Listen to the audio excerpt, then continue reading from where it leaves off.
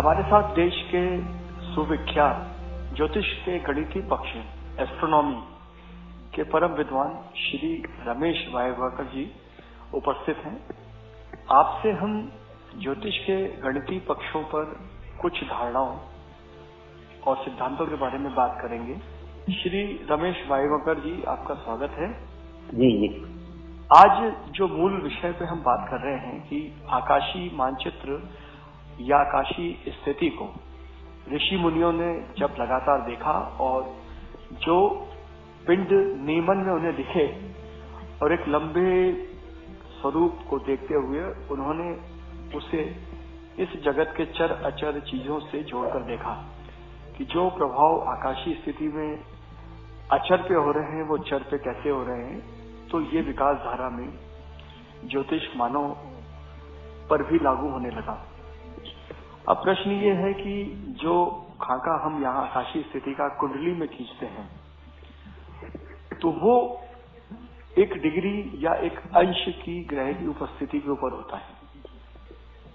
यानी फलित को करने से पूर्व जो ग्रह को किसी कुंडली में स्थापित किया जाता है तो वो मूलतः गणित का पक्ष है। और गणित मतलब नियम, और गणित मतलब विज्ञान। तो प्रथम तो ये आपसे मैं जानना चाहूंगा कि जब ये गणित पर आधारित शास्त्र है तो ये पूर्णतः विज्ञान है।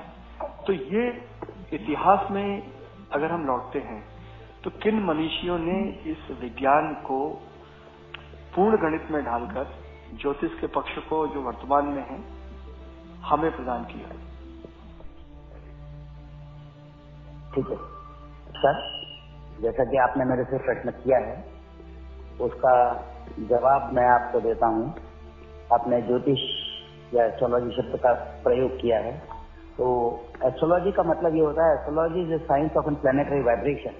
It includes astro psychology. It should be able to give mental strength to the people who are depressed so that they can work with enthusiasm and hopes to better time. ये एस्ट्रोलॉजी की actually basic definition है। इसके आधार पर ही बुनियादी कुंडली बनती है, गणित के आधार पर वह कार्य किया जाता है। अब जैसे कि आपने कहा कि ज्योतिष एक विज्ञान है, इसमें मेरा मत कहना यह है कि ज्योतिष शास्त्र एक विज्ञान नहीं है, विज्ञानों का विज्ञान है। क्योंकि अगर आप देखेंगे तो इसमें सारे ही विषय निहित हैं। जैसे आपको बताएं कि अगर हम गणित की बात करते हैं तो मैथमेटिक्स आ जाता है क्योंकि उसमें गणित है ही। लैटिट्यूड लॉन्गिट्यूड की बात करते हैं तो जियोग्राफी भूगोल भी आ जाता है। इसके बाद अगर हम जातक का वर्णन करते हैं, जिस सोसाइटी में वो रहता है तो उसमें सोशियोलॉजी आती है। जातक के स्वभाव का वर्णन और इन सब चीजों का वर्णन करते हैं तो एंथ्रोपोलॉजी आती है। उसके पश्चात अगर अपन ये देखें कि जातक के रोग के बारे में बात करते हैं तो उसमें मेडिकल का भी नॉलेज आता है। तो सारे के सारे विषय इसमें इसी तरह से निहित हैं। तो ये विज्ञान नहीं है, विज्ञानों का विज्ञान होना चाहिए, ऐसा कहना भी चाहिए इसे। रहा ज्योतिष का सवाल, तो ये गणितीय कुंडली तो खैर अपन अभी बाद में बात करते हैं, लेकिन पहले अपन कुछ अन्य बातें कर लें। जैसे ज्योतिष एक जो विधा विस्तृत हुई, इसके आधार से मार्गदर्शन देने के लिए इसको निर्धारित किया गया था। लेकिन ऐसा नहीं है कि इसके ऊपर आप टोटली आधारित हो जाए, क्योंकि इसका क्या है कि भाग्य के फल पाने के लिए कर्म करना बहुत ही आवश्यक है। और भाग्य के फल पाने के लिए अगर हमें कर्म आवश्यक है तो हम इस विधा पर पूर्णतः निर्भर नहीं हो सकते हैं। अगर हम ये कहें कि कर्म अगर हम करेंगे तो फल तो हमें अपने आप ही मिलेगा, नहीं, फल आपको अपने आप मिलेगा, ये बात सही है। लेकिन 99% of the efforts plus 1% of luck is equal to 100% of success, whereas 1% of luck dominates over 100% of 99% of efforts. मतलब ये है कि 1% लक जो है वो डोमिनेट करता है। अब गणितीय पक्ष के अगर ऊपर इसके चलते हैं हम, तो इसका गणित करने की जो विधा है वो एक एस्ट्रोनॉमी या खगोल कहलाती है। इसको 3 सिद्धांतों में इन्होंने किया, सिद्धांत, संहिता और होरा। सिद्धांत जो है वो गणितीय पक्ष है, उसका मनुष्य पर प्रभाव संहिता है, और उसके द्वारा स्थल कथन की विधा जो है वो होरा है। ये तीनों का अध्ययन एक के बाद एक किया है। खगोल के अध्ययन से सारी गणितीय गणना, पूर्व क्षितिज पर कौन सी राशि कब उदित होगी और कौन सा ग्रह किस राशि में गतिमान है, इसके गणना के कुछ निर्धारित सूत्र उन्होंने दिए हुए हैं। उन सूत्रों के आधार पर इनकी गणना की जाती है, और इसको समझने के लिए अपने को पूरी गणित की विभिन्न सूत्र, अपने को जो ट्रिग्नोमेट्री के सूत्र, कुछ ट्रिग्नोमेट्री के सूत्र हैं, कुछ अन्य सूत्र हैं, सबको अध्ययन करना आवश्यक है। और ये सब चीजें अगर अपन कहेंगे कि सूत्र का आधार, जिस आधार से कुंडली की बुनियाद बनती है, आकाशीय मानचित्र, इन्हीं सूत्रों के आधार पर संपूर्ण गणितीय आधार के ऊपर ही बनता है, और जिसमें पूर्वी यामोत्तर पर जो राशि जन्म के समय उदित होती है उसे हम लग्न कहते हैं। उसके आधार पर 12 भाव वर्णन करते हुए जो ग्रह जिस राशि में गोचर गतिमान रहता है उसको उस स्थान पर स्थित करके उसको उसका लॉन्गिट्यूड कहते हैं। और ये पूर्ण करने के बाद कुंडली, लग्न कुंडली हमारे सामने प्रस्तुत आकाशीय नक्शा या मानचित्र कह रहे हैं अपन, बन जाता है। इन सब को बनने के बाद इसका मानवीय जीवन पर क्या प्रभाव हो सकता है, वो अपने को ज्योतिष के सिद्धांतों को, जो हमारे पूर्वजों ने और मनीषियों ने दिए हैं, उन सिद्धांतों को आत्मसात करना पड़ेगा और परिस्थितियों के अनुसार उनमें बदलाव भी लाना पड़ेगा। क्योंकि क्या है, जिन परिस्थितियों में ये ज्योतिष के सिद्धांत बने हैं वो परिस्थितियां आज बची नहीं है, और परिस्थितियां जब आज बची नहीं है तो उन आज की परिस्थितियों में उन सिद्धांतों का लागू करना बहुत ही आवश्यक है। अगर उसमें परिवर्तन नहीं लाएंगे और उसी को पुराने सिद्धांत को चलाते रहेंगे तो वो आज के सिद्धांत में, जैसे उदाहरण के लिए मैं आपको बता दूं कि अगर हम ये कहें कि सर मुझे घोड़ा गाड़ी लेने के लिए मुहूर्त की आवश्यकता है या वाहन लेने की आवश्यकता है, तो वाहन योग के लिए जो वहां मुहूर्त दिए गए हैं वो लगभग उन्होंने षष्ठ भाव किए हैं, क्योंकि उसमें जीवित जानवर हुआ करते थे उस समय के वाहन में। आज उसमें नहीं, आज पेट्रोल चली थे, तो हमें षष्ठम भाव से हटाकर उसका चतुर्थ भाव में परिवर्तन करना पड़ेगा। इस तरह के अनेक स्थितियां हैं जिसको अपन परिवर्तित करना पड़ेंगे पूर्व के। जैसे दूसरा एक और उदाहरण आपको बताता हूँ। पूर्व के जमाने में ये कहा जाता था कि अष्टपुत्रवती भव, लेकिन आज ये सिद्धांत बिल्कुल भी 100% समाप्त सा हो चुका है, क्योंकि ये इसके लिए जो सिद्धांत लगे हैं वो सिद्धांत आज के परिप्रेक्ष्य में नहीं लगा। अब इसके लिए इन सब बातों को आत्मसात करने के पश्चात ही कोई ज्योतिषी इसको फल कथन करने के लिए पूर्ण रूपेण योग्य होगा। अब अगर अपन थोड़ी सी अलग से बात करें तो ये कहें कि अपन ज्योतिषी किसे कहेंगे, जैसे 12 राशि 9 ग्रह आते हैं वो नहीं, या फिर वो जिसमें केवल ऊपर की पुस्तकों में, जो आजकल बाजार में पुस्तकें मिलती हैं, झटपट ज्योतिष सीखें या इस टाइप की जो पुस्तकें मिलती हैं, उन पुस्तकों से ज्योतिष सीख के अगर कुछ किया है तो क्या उसे ज्योतिषी कहेंगे? नहीं। जिस ज्योतिषी हम उसे कहेंगे जिसे गणित का पूर्ण ज्ञान हो, गणित के बाद ज्योतिष सिद्धांतों का पूरा ज्ञान हो, उन सिद्धांतों को उसने आत्मसात कर लिया हो, और फलित करने के लिए उसको ज्योतिष के जितने गणितीय सिद्धांत हैं, जैसे लग्न कुंडली के बाद उसकी वर्ग कुंडली और अन्य भाव चलित वगैरह वगैरह, इन सब चीजों का उसको ज्ञान होना बहुत बहुत आवश्यक है। इसी प्रकार फलित अगर वो करने के लिए आप जब इतना सब करने के बाद वो फलित करने के योग्य होता है। अब फलित करने से पूर्व भी उसे इस बात पे जांच लेना चाहिए कि जिस कुंडली से वो जातक का वर्णन करने जा रहा है उसकी गणना सही है कि नहीं। क्योंकि आजकल क्या होता है, कंप्यूटर से जो गणनाएं आती हैं वो विभिन्न कंप्यूटर के सॉफ्टवेयर से आप देखेंगे कि लग्न की एक में किसी में 18 डिग्री आती है, किसी में 19 डिग्री आती है, किसी में 22 डिग्री आती है, तो किसी में 10 ही डिग्री रह जाती है।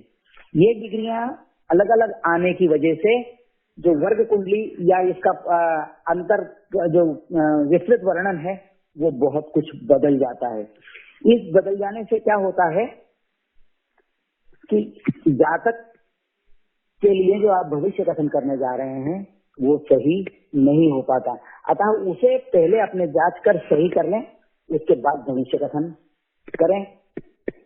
भविष्य कथन की अनेक विधाएं भी अब डेवलप हो गई है, जैसे पाराशर तो खैर बहुत पुरानी ही है, उसके बाद कृष्णमूर्ति, नाड़ी ज्योतिष भी पुराना है, जैमिनी, और एक नई विधा अभी खुल्लर साहब के नाम से भी प्रचलित हुई है, पाश्चात्य ज्योतिष आदि। ये विभिन्न विभिन्न विधाएं हैं, इनमें इनके अलग अलग थोड़े सिद्धांतों में परिवर्तन है। उन सिद्धांतों को भी आत्मसात करने की आवश्यक है।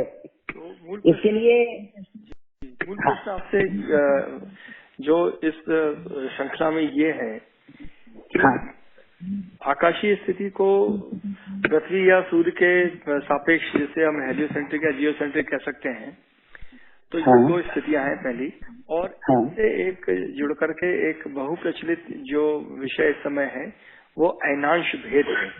तो प्रथम तो आपसे ये जानना चाहेंगे कि ये जो हेलियोसेंट्रिक और जियोसेंट्रिक ये भेद क्या है, और ज्योतिष में हम जियोसेंट्रिक जो एस्पेक्ट है उसकी गणना करते हैं, तो आपसे इन पे प्रकाश चाहते हैं।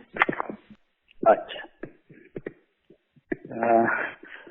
ऐसा है, सूर्य केंद्रीय हीलियोसेंट्रिक को सूर्य केंद्रीय कहा जाता है, जियोसेंट्रिक को भूकेंद्रीय कहा जाता है।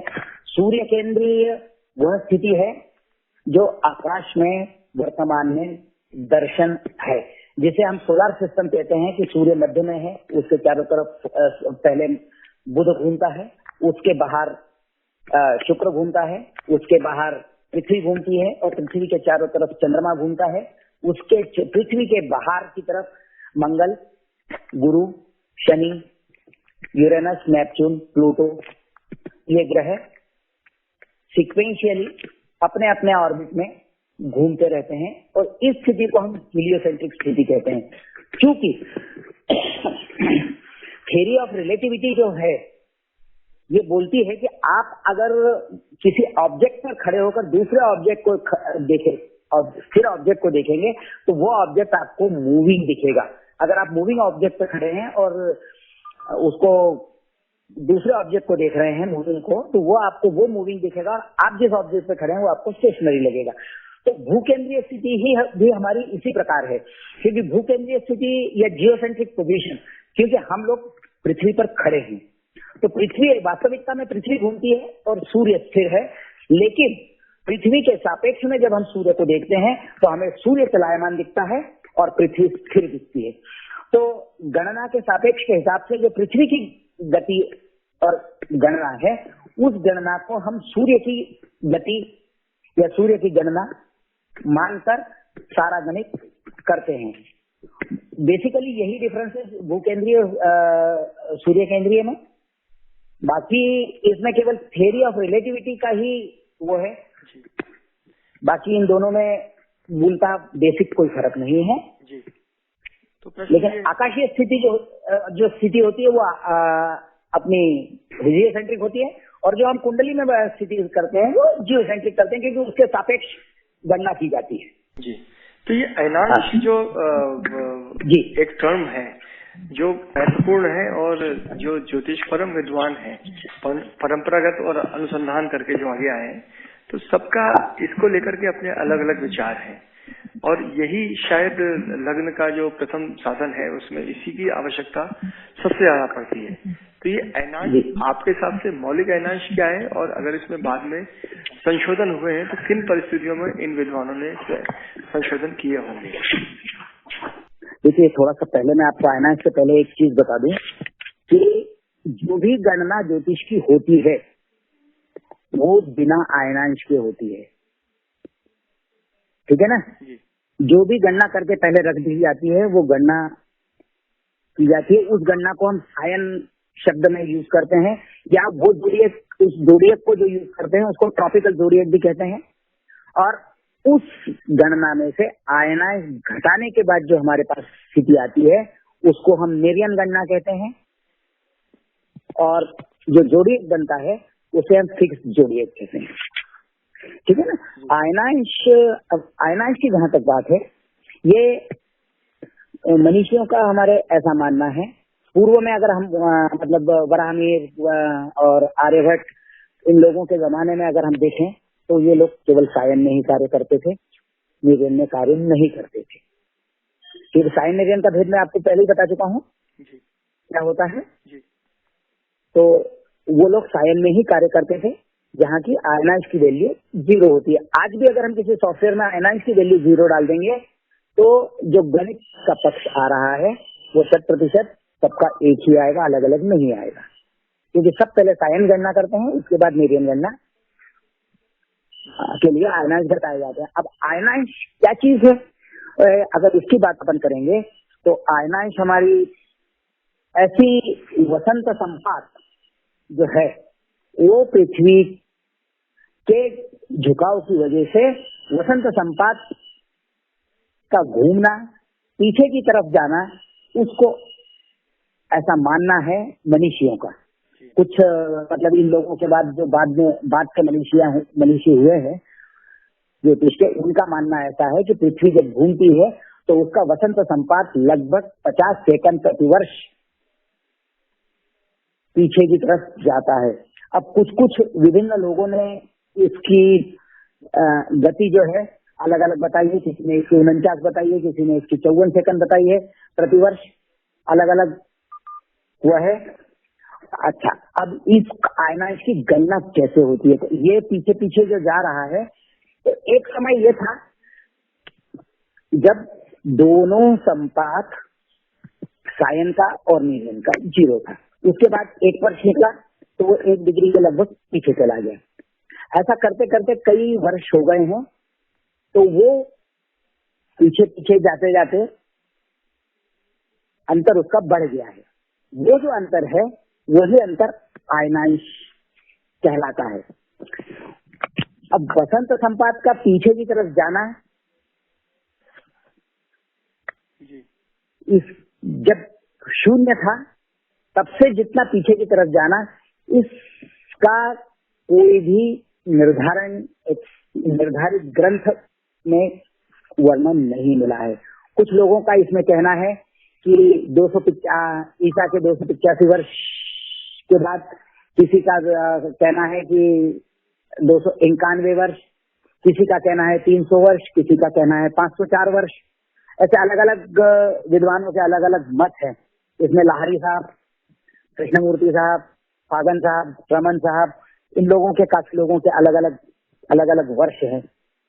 उन अलग अलग वर्षों से अगर गणना की जाए तो ये सब फर्क जो है अंशों में, जब हम आयनांश घटा देते हैं तब अंशों में फर्क आता है। लग्न के या ग्रहों की गति के भी इन सब में फर्क आता है।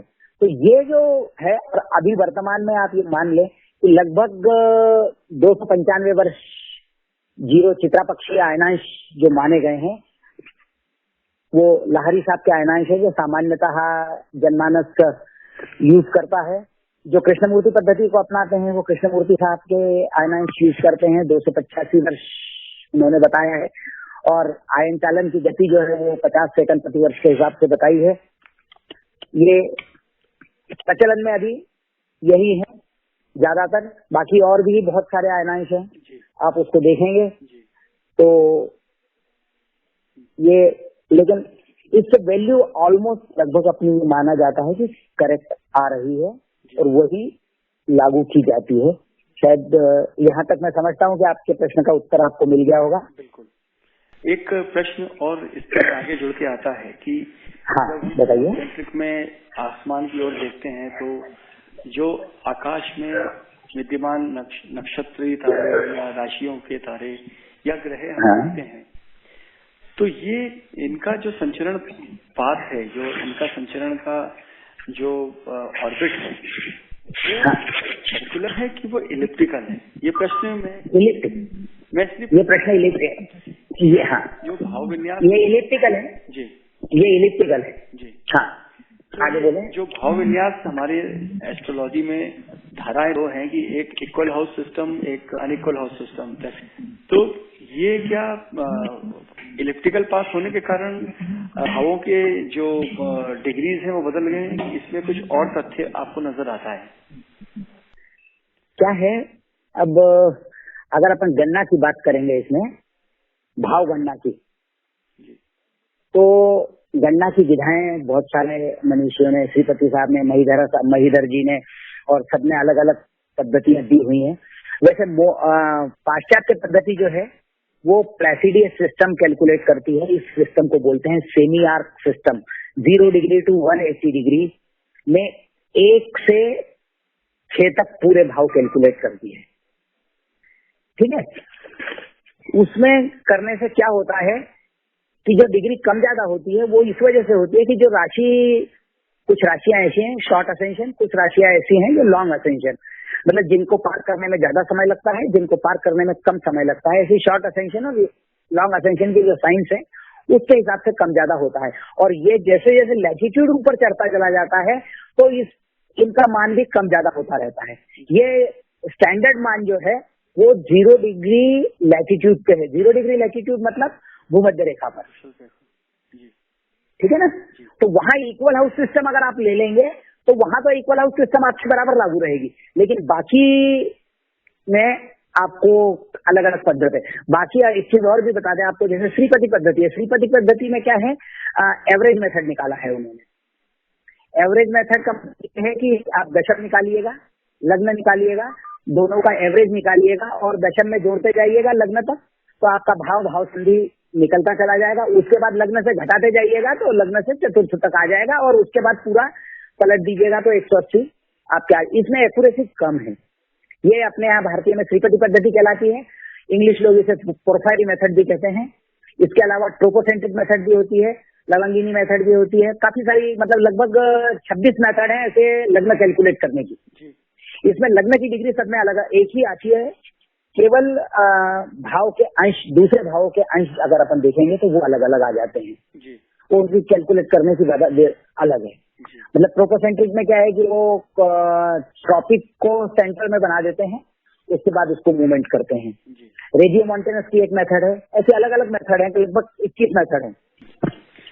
तो ये प्रश्न आगे अब इस तरफ जाता है कि आकाश में ग्रहों का संचरण है और हम पृथ्वी पे बैठकर उस संचरण को देख रहे हैं। अब प्रश्न ये है कि 2 ग्रह, तो जिसमें हम चंद्रमा को भी साथ ले लें तो 3 होते हैं, कि बुध और शुक्र जो है वो सूर्य और पृथ्वी के मध्य है, और हमसे परे मंगल, गुरु और शनि है।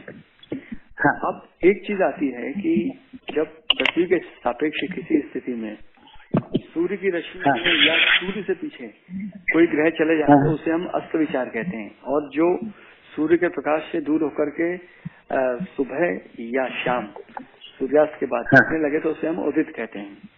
तो हम एक कल्पना आकाशीय ये करते हैं कि 2 ग्रह बुध और शुक्र तो हमारे और सूर्य के मध्य चलेंगे, तो कभी वो सूर्य के सामने आके अस्त होंगे और कभी वो सूर्य के पीछे जाके अस्त होंगे।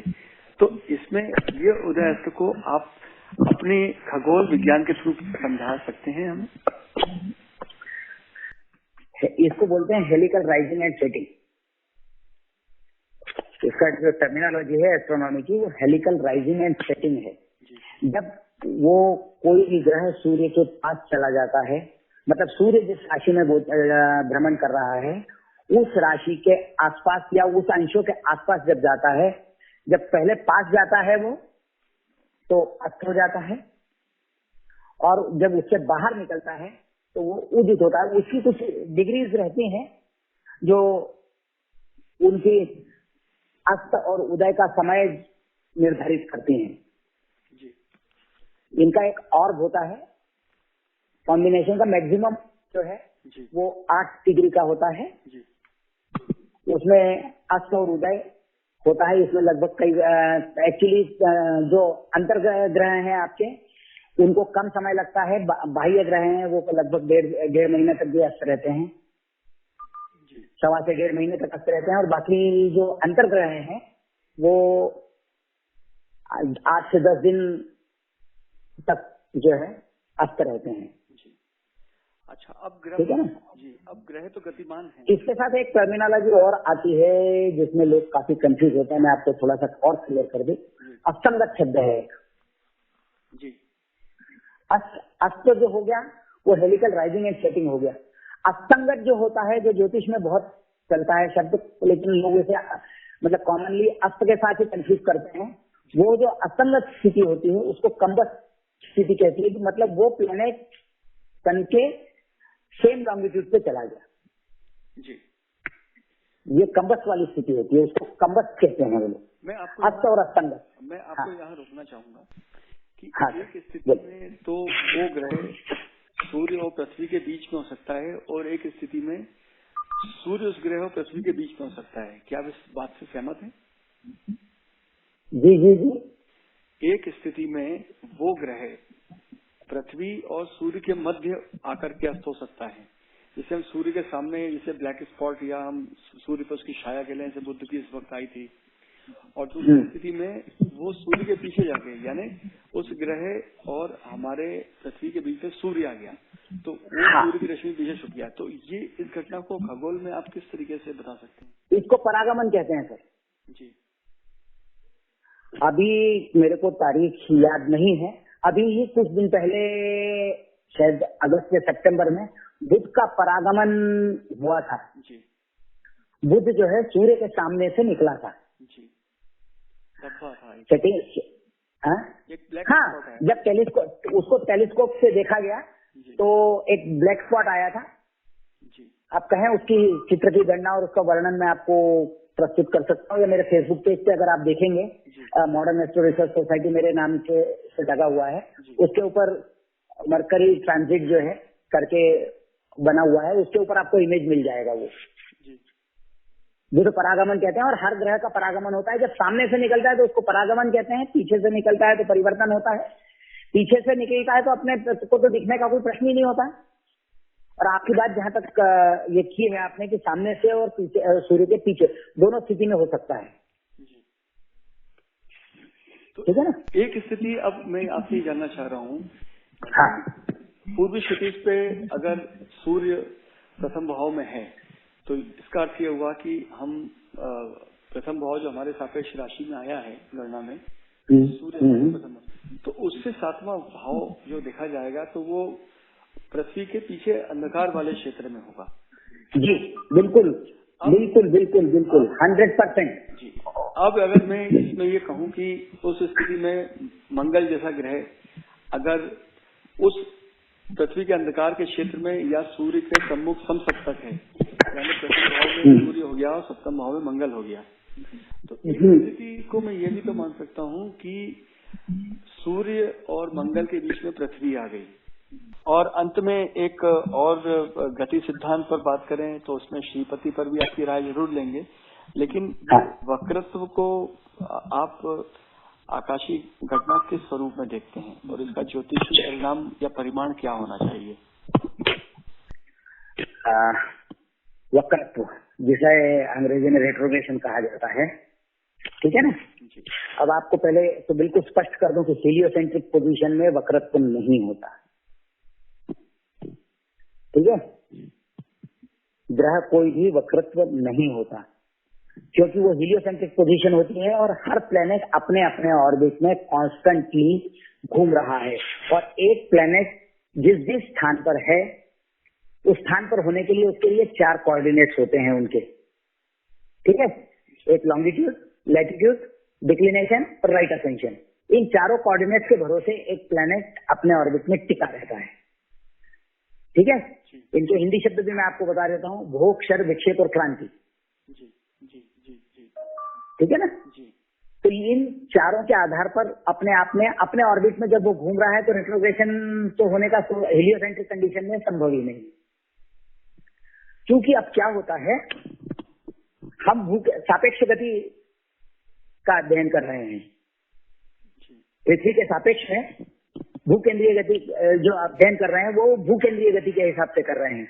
उस स्थिति में क्या होता है कि सूर्य 0 डिग्री से कोई भी ग्रह 0 डिग्री से प्रारंभ होकर 180 डिग्री तक और 180 से फिर वापस 0 तक, मतलब अगर गोल या इक्लिप्टिक जो भी तापमान है इसको अपन 2 हिस्से में डिवाइड करें तो एक गोलार्ध उसका बन गया और एक दूसरा गोलार्ध बन गया, ठीक है ना।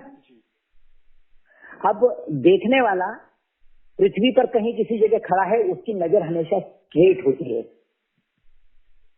अब यहाँ पर 2 मोशन हो गई, मेरी मोशन कैसी हो गई, स्ट्रेट मोशन हो गई या लीनियर मोशन हो गई, क्योंकि मुझे तो स्ट्रेट लाइन में दिखेगा। अगर पृथ्वी कर होकर ऐसी गोल हो जाएगी तो मुझे दिखेगी नहीं ना, किसी हद तक दिख के बंद हो जाएगा दिखना मुझे जी।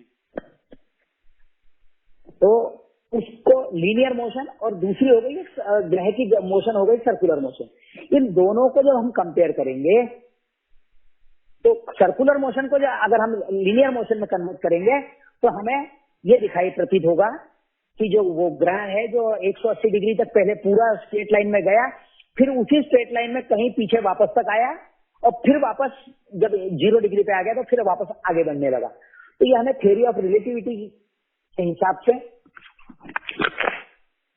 ये स्पष्ट हो पाएगा जी, ठीक है ना। और अंत में मेरी नजर तो सीधी रही, इसमें देखिए ना, मेरी नजर सीधी रही, गति इक्लिप्टिक पाथ है जी। प्रथम गोलार्ध में जब वो मतलब ऊपर वाले गोलार्ध में जाएगा जहां से मेरी नजर गुजर रही है उसमें वो मुझे डायरेक्ट दिखेगा, और जब नीचे वाले गोलार्ध में चला जाएगा तो वो मुझे वक्री दिखेगा, ठीक है ना। हाँ बोलिए, आप कुछ कह रहे थे। तो अंत में आपसे इस श्रृंखला में की प्रथम कड़ी में ये जानना चाहेंगे कि किसी ज्योतिष के मर्मज्ञ को, जिज्ञासु को प्रथम ग्रंथ खगोल शास्त्र का कौन सा पढ़ना चाहिए? खगोल शास्त्र का सूर्य सिद्धांत से अच्छा कोई सिद्धांत वो नहीं है। सूर्य सिद्धांत सबसे अच्छा पुस्तक है मतलब पढ़ने के लिए। अगर आप आर्यभट्टियम या पुराने ग्रंथों में से बात करें, आर्यभट्टियम अगर आप पढ़ना चाहें तो बहुत अच्छी किताब है, वो भी आर्यभट्ट द्वारा लिखी हुई है। वैसे सूर्य सिद्धांत जो है उसको आप पढ़ें तो वो ज्यादा अच्छा रहेगा। बाकी वक्री, हाँ वक्री ग्रहों के लिए जो आपने बोला है बाह्य और आंतर ग्रहों में, इनमें क्या होता है एक्चुअली में कि इनका एक निर्धारित डिस्टेंस होता है।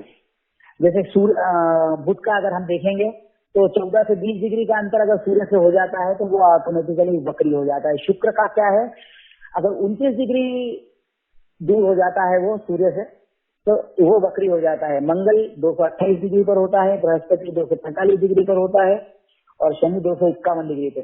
और ये वक्री होने के बाद में लगभग इनको मार्गी होने के लिए क्रमशः 24, 42, 80 और 120 और 155 दिन लगते हैं। इसी में इनका क्या होता है, जब स्थिति है अपनी वक्री से मार्गी और मार्गी से वक्री होते हैं तो बीच में स्तंभन भी होता है इनका, इसमें लगभग 2 से 3 दिन या 5 दिन भी लग जाते हैं। ये इनकी स्थिति है। अच्छा, रहा फलित का सवाल कि वक्री ग्रह से क्या फलित हो सकता है, तो वो अपने कक्षा के आधार पर सूर्य निर्धारित दूरी पर ही होते हैं। और इसके साथ साथ ये फल कथन में अच्छा योगदान नहीं देते। कृष्णमूर्ति साहब ने तो ये कहा है कि ये ग्रहों के गुणधर्मों के अनुरूप ही नकारात्मकता को ही बढ़ावा देते हैं। और